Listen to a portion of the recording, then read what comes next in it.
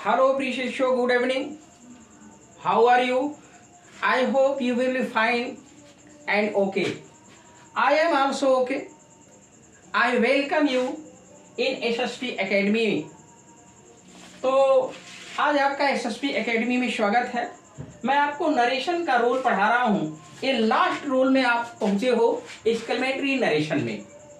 Exclamatory sentence वो sentence होता है जिसमें आपको एलास दुख का भाव प्रकट होता है, हुर्रा खुशी का भाव प्रकट होता है, ब्रेवो शाबाशी प्रेज का भाव प्रकट होता है। यह एक बैक कोई फीलिंग आप जो एक्सप्रेस करते हो सरप्राइज के रूप में, वो भी एक्सक्लेमेटरी सेंटेंस में हम उसको ऐड करते हैं। तो यहाँ एक्सक्लेमेटरी सेंटेंस विस्मयादिक बोधक सेंटेंस माना जाता है, जिसमें विस्मय हो, जिसमें आश्चर्य हो।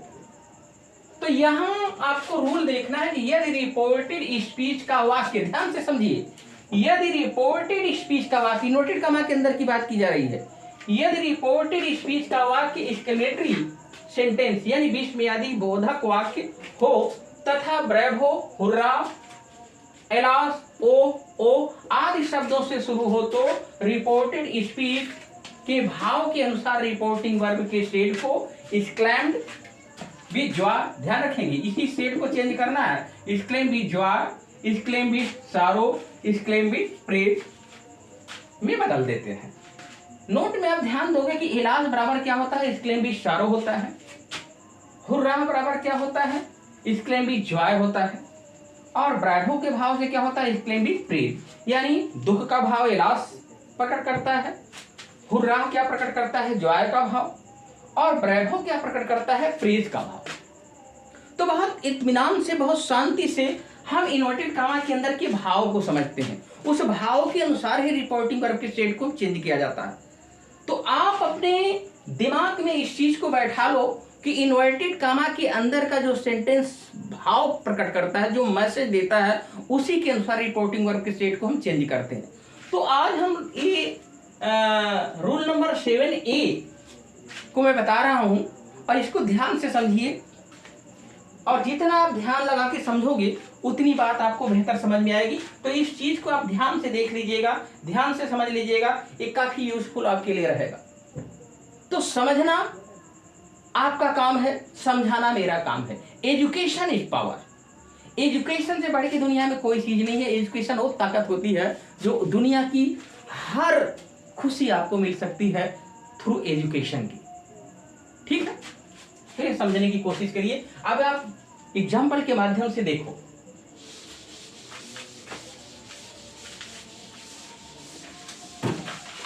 पढ़ना और पढ़ाना दोनों चीजें अलग अलग होती हैं।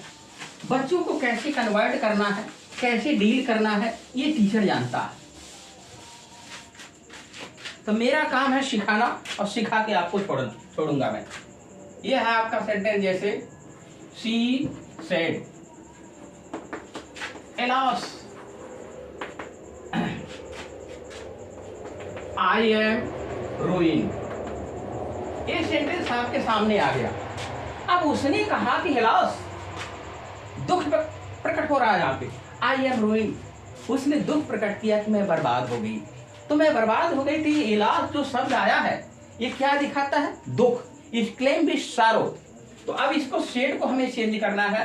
क्या हो जाएगा, सी एक्सक्लेम्ड विद सारो। ये आपने क्यों लिखा भाई, एक्सक्लेम विद सारो क्यों लिखा, क्योंकि एलास आया है। अब एलास क्या प्रकट करता है, दुख। तो इसकी बदले जैसे प्लीज के लिए आप रिक्वेस्टेड करते थे, तो वैसे आप एलास के बदले आप क्या हो गया, एक्सक्लेम विद सारो। अब ये खत्म हो गया। अब इसको तोड़ोगे तो क्या हो गया, दैट।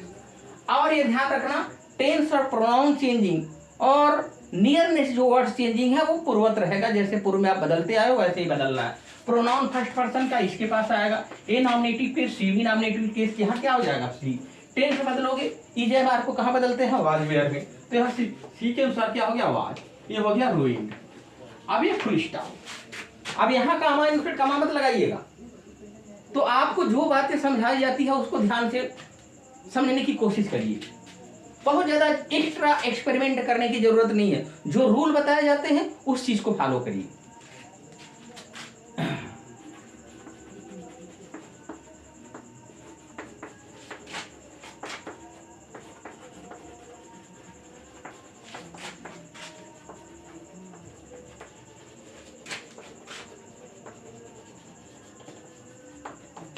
एक सेंटेंस, हुर्रा, ये Ram said to me, Ram ने मुझसे कहा हुर्रा।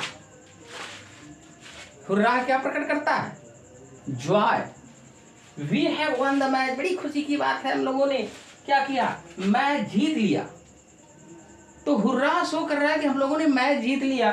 तो अब इसके बदले ये क्या करेंगे? सेड टू को आप चेंज करोगे, Ram exclaimed with Joy that, ये हो गया। अब ये क्यों आपने लिखा एक्सक्लेम विद जॉय? ये हुर्रा के लिए लिखा। अब ये हुर्रा क्या हो गया? आपका खत्म हो गया। अब यहाँ आ जाओगे आप भाई, इसको लेके आओगे राम के पास। राम के लिए प्रोनाउन क्या मिलेगा? ही। तो ही तो जाएगा ना इसके पास, क्योंकि भी बहुवचन में है। तो अपने बड़े भैया, ही क्या है? अपने बड़े भैया किसको भेजेगा? दे को। तो दे बहुवचन, क्योंकि थर्ड पर्सन में एक ही बहुवचन है, वो दे। तो अब यहाँ पे भी के स्थान पे क्या आ जाएगा? दे। क्यों ऐसा होगा? क्योंकि बहुवचन है, ही एक वचन है, ये कमजोर पड़ जाएगा तो अपने बड़े भाई को भेजेगा, दे को। दे जाएगा तो फाइट करेगा, इसको हटा सकता है। अब टेंस बदलोगे, ये प्रेजेंट परफेक्ट है, कहाँ जाएगा? पास्ट परफेक्ट में क्या हो गया? Had one the match. ये हुआ आंसर। ओके, तो जितनी बातें आपको बताई जा रही हैं उन बातों को नोट करते जाओ। अगला सेंटेंस है, the teacher said to me, well done. Well done बड़ा मोस्ट इंपॉर्टेंट एक्सरसाइज है आपका, वेल डन। इसमें बच्चे फंस जाते हैं, थोड़ा सा समझ नहीं पाते क्या है वेल डन। अब यहां पर क्या हो गया? अब यहां पे ये चीज, सॉरी, यहां पे इस चीज को जोड़ देंगे तब ज्यादा बेहतर रहेगा। ये आपका हो गया ब्रैवो, ब्रैवो करके, अरे वेल डन, वेल डन। ठीक है, ऐसे टीचर ने कहा शाबाश, the teacher said to me, उसने कहा वेल, क्या कहा? ब्रैवो, शाबाश, वेल डन, बहुत बढ़िया किया। अब ये सेंटेंस को चेंज करने में बच्चों को थोड़ा परेशानी होती है, क्या? क्योंकि इसकी फुल सेंटेंस को नहीं समझ पाते। ये है क्या? ये इसका मतलब है, इसकी इस चीज के भाव को समझना है। इसका भाव क्या है? इसका भाव है कि यू हैव डन वेल। ये फुल सेंटेंस का भाव यहाँ पे यू हैव, यहाँ पे अंडरस्टूड है। तो अब इसको यू हैव डन वेल को मान करके, पूरा सेंटेंस मान करके तब हम चेंज करेंगे। तो इसका आंसर क्या आएगा? इसका आंसर आएगा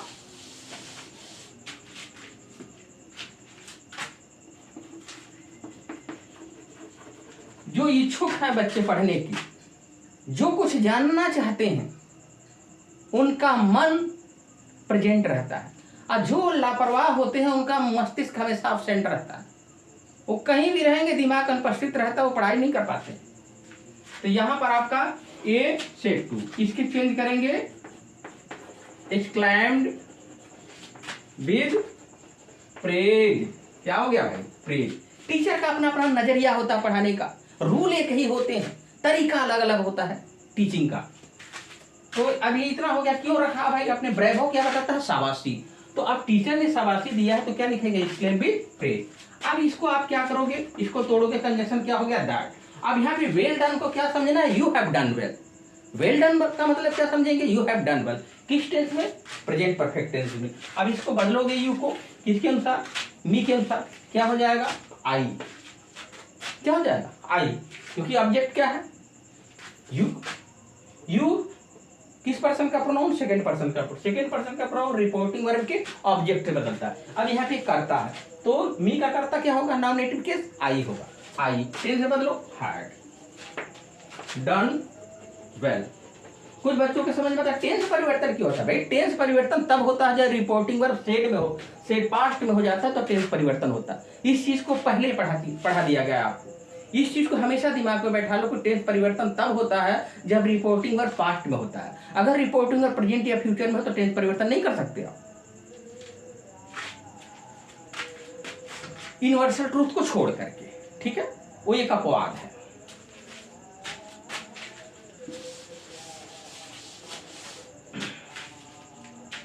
अब यहाँ कुछ किताब के भी एग्जाम्पल आप देख लो, किताब के भी कुछ एग्जाम्पल आपको देखने पड़ेंगे, क्योंकि जितना बेहतर आप एग्जाम्पल देखोगे किताब का उतना आपके लिए ज़्यादा यूजफुल रहेगा। ओके, तो यहाँ मैं किताब के भी कुछ एग्जाम्पल हैं जिसको मैं आपको बता रहा हूँ। अब जैसे एक सेंटेंस यहाँ पे दिया है, द स्टूडेंट सेड। क्या दिया है? The student said. The student said. मैं नियम को विभाजित करके पढ़ा रहा हूँ, एक एक पॉइंट को पढ़ा रहा हूँ। एक साथ सारे नियम अगर जोड़ दिए जाते हैं तो बच्चे थोड़ा सा उसमें विचलित हो जाते हैं। तो इसलिए आप ध्यान दीजिए कि आपको मैं अलग अलग बिंदु करके ए बी सी करके ऐसे पढ़ा रहा हूँ अलग अलग, कि इसमें 2 नियम आएंगे तो मैं पहला नियम अभी पढ़ा रहा हूँ। Okay, alas my friend is dead. अब क्या किया? Alas my friend is dead. Okay, अब इस एग्जाम्पल को आपको समझना है। अब स्टूडेंट सेड, उसने कहा alas my friend is dead, मेरे मित्र की डेथ हो गई। डेड लिखा है, डाई नहीं लिखा, याद रखिए। डाई, डेथ उसका नाउन होता है, डेड का एडजेक्टिव हो जाता है। तो अब यहां पे चेंज करेंगे, द स्टूडेंट क्या हो गया? एक्सक्लेम्ड विद, क्या हो गया? सारो। क्यों आपने सारो किया? क्योंकि आपके पास क्या है? एलास। एलास क्या शो करता है? सारो। ओके, कुछ लोग लिख देते हैं एक्सक्लेम विद जॉयफुल्ली, सारोफुल्ली, तो ये तरीका अपना लो कोई भी। तो एक्सक्लेम विद सारो। अब इसको तोड़ोगे तो क्या हो गया कंजक्शन हमारा? दैट। अब कोई पूछेगा एलास क्यों हटा दिया भाई? एलास इसलिए हटा दिया क्योंकि इसका भाव कहाँ आ गया? एक्सक्लेम विद सारो में आ गया। ये दुख व्यक्त करने के लिए, दुख के लिए आपने मीनिंग यहाँ ऐड कर दिया। अब आगे पढ़ोगे माई, माई को चेंज करोगे स्टूडेंट के साथ। अब यहाँ देखना है कि यस लगा कि नहीं, यस नहीं लगा, स्टूडेंट। अब स्टूडेंट सिर्फ लगा है तो स्टूडेंट के लिए आपको दोनों हो सकते हैं, ही सी दोनों हो सकते हैं, स्टूडेंट गर्ल और बॉय दोनों हो सकते हैं। तो यहाँ पे एक से मान लो आप, ही मानेंगे तो भी सही, सी मानेंगे तो भी सही। अब इसको फर्स्ट पर्सन का प्रोनाउन यहाँ लेके आओगे। अब ये ध्यान देना है कि माई किस केस में है? पजेसिव केस में है। अगर पजेसिव केस में है तो ही का पजेसिव केस क्या होगा? यही, या हर अगर कर रखना चाहे तो हर भी रख सकते हैं आप। ठीक है, कोई दिक्कत नहीं। हिज फ्रेंड, फ्रेंड अब क्या होगा? Is dead. ओके, ये आंसर होगा। अगला एग्जांपल देखिए। अगला एग्जांपल है जैसे किताब के भी कुछ एग्जांपल देख लिया करिए। ज्यादा से ज्यादा आप जितना एक्सरसाइज सॉल्व करोगे उतना आपके लिए यूजफुल रहेगा, बेहतर रहेगा। तो कहते हैं exercise makes a perfect man. Exercise, किसी भी चीज की एक्सरसाइज करना ज्यादा यूजफुल, ज्यादा बेहतर होता है। तो ज्यादा बकबकाने से बेहतर है कि आप अपने काम पे ध्यान दो, एक्सरसाइज ज्यादा से ज्यादा करो। दिया है the boys said, the boys said. ठीक है, अब इसमें दिया है hurrah we shall have a jolly holidays tomorrow. क्या दिया है? Hurrah we have, we shall have, sorry we shall have दिया है, वी शैल हैव। समझना है वी शैल हैव क्या कहना चाहेगा? अ जॉली हॉलीडे टुमारो, अ जॉली हॉलीडे टुमारो। TOMORROW। ठीक, अभी नोटेड का मैं क्लोज कर दिया। इसका मतलब क्या है? The boy said hurrah, hurrah बड़ी जॉय की बात है, खुशी की बात है, आनंद की बात है। वी शैल हैव, तो वी शैल हैव हम लोगों के पास होगा अ जॉली हॉलीडे, एक आनंदित दिन होगा। कब? टुमारो। जॉली क्या है? एक हैप्पीनेस, एक खुशी, आनंद। तो यहाँ पर वी शैल हैव, ये क्या है, मेन वर्ब का काम कर रहा है, मुख्य क्रिया का काम कर रहा है। शैल क्या, सहायक क्रिया का काम कर रहा है। वी के अनुसार शैल लगता है, ये जानते हैं। वी के अनुसार वी शैल हैव हम लोगों के पास होगा जॉली माने प्रसन्नचित, आनंदित, हॉलीडे छुट्टी, कब, टुमारो। तो अब इसको हम चेंज करेंगे, the boys exclaimed with delight कर लो, जॉय कर लो, जॉयफुल्ली कर लो, कुछ भी कर लो। एक यानी रूल चेंज करने से 72 चेंजेस करने से मतलब एक चीज दिमाग में आप बैठा लो कि हमें एक रास्ते से चलना है, वो आपके लिए ज्यादा बेहतर होगा। जब एक रास्ता आप समझ लोगे तो आप सारी चीजों को समझ जाओगे। उसके बाद तमाम एग्जाम्पल देखोगे, आपको समझ में आएगा कि नहीं, इसके लिए भी जॉयफुल्ली भी कर सकते हैं, इसके लिए भी डिलाइट कर सकते हैं, इसके लिए भी जॉय कर सकते हैं। तो ये समझने का नजरिया है। पहले एक पॉइंट पे समझने की कोशिश किया करो। रूल यही है कि अगर नहीं समझ में आए तो पहले एक बिंदु को समझो। तो point to be noted, okay. अब ये क्या हो गया भाई, जॉय, ठीक।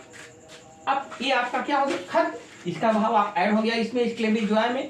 अब इसको तोड़ोगे, कंजक्शन जो होता है, अब इसको लेके आओगे यहाँ पे, बॉय के लिए क्या होगा, प्रोनाउन क्या मिलेगा, दे मिलेगा, बहुवचन के लिए दे मिलता है। तो अब यहाँ पे क्या हो जाएगा, दे, ओके।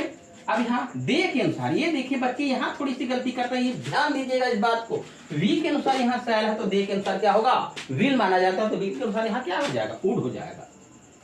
ये ध्यान दीजिएगा, यहाँ गलती कर जाते हैं बच्चे, क्या करते हैं, ये शैल को शुड कर देते, नहीं भाई, ये वी के अनुसार शैल है, यहाँ दे के अनुसार हमें क्या करना, वुड करना है, ओके। अब फिर क्या हो जाएगा, है, ये है मुख्य क्रिया है, वो सहायक क्रिया नहीं है, वहां प्रेजेंट परफेक्ट वाला वो चेंज कर दोगे आप, ठीक है। जॉली हॉलीडे, और टुमारो का द क्या होता है, नेक्स्ट डे, नियरनेस में लिखाया गया आपको, एडवर्ब चेंजिंग, ऐसे चेंज करते हैं। तो बदलने का एक आपके पास एक रूल और रेगुलेशन होना चाहिए। ऐसे अंदाजी किसी चीज को आप नहीं चेंज कर सकते,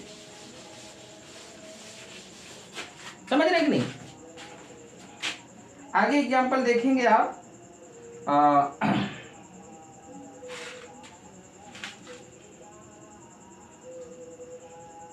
जैसे अगला दिया है, सोहन सेड ब्रेव हो, ठीक है, ब्रेव हो, वेल डन। एक बार इसको और बता दे रहे हैं, क्योंकि इसमें बच्चे थोड़ा परेशान हो जाते हैं, वेल डन से समझ ही नहीं पाते क्या होता है। एक बार और देख लो, सोहन ने कहा शाबाश, वेल डन, बहुत बढ़िया किया, तो क्या हो जाएगा, सोहन exclaimed with praise, ठीक है। ब्रेवो क्या दिखाता है, प्रशंसा, ओके। किसी की प्रशंसा जब करने लगते हो तो ब्रेवो का इस्तेमाल करते हैं, ठीक है। तो इसके बदले आपका हो गया, अब इसको मैंने क्या बताया, ये इसका भाव क्या है, यू हैव डन वेल, ठीक है। अब यहाँ आप चेंज करोगे, क्या हो जाएगा, दैट के बाद यू को मानक किए हो, अब यहाँ पे सोहन। अब ये देखिए, यहाँ मैं बताया कि ऑब्जेक्ट अगर नहीं है तो आप क्या मान लेते हो, हिम मान लेते हो, हर मान लेते हो, या मी मान लेते हो। तो अब यहाँ पे जैसे मान लीजिए कि सोहन से टू मी, मुझसे कहा कि तुमने बहुत बढ़िया किया, तो अब इसको लेके आओगे तो यहाँ जो मी माने हो आप, ठीक है, उसके अनुसार यू को चेंज करोगे तो क्या हो जाएगा, यहाँ पे आपका आई हो जाएगा, ठीक है। अब आई हो गया, अब आई के अनुसार ये देखो क्या हो जाएगा, हैड डन वेल। अब कहोगे ये कहां से आ रहा है भाई, अंडरस्टूड है, यू हैव, उसमें अंडरस्टूड की बातों को थोड़ा समझा जाता है, क्योंकि जब तक समझोगे नहीं, सेंस नहीं समझोगे, तब तक चेंज नहीं करोगे। तो नरेशन में इनवर्टेड कामा के अंदर जो सेंस दे रहा है, जो भाव दे रहा है, उसी भाव के अनुसार रिपोर्टिंग वर्ब को हम चेंज करते हैं। तो ये चेंज करने का तरीका है, समझ रहे कि नहीं। ज्यादा लंबा वीडियो में नहीं देना चाहता, मैं थोड़ी ही बातों में सारी चीज को समझा देने की कोशिश मेरी रहेगी। एक देखिए, एक मिनट,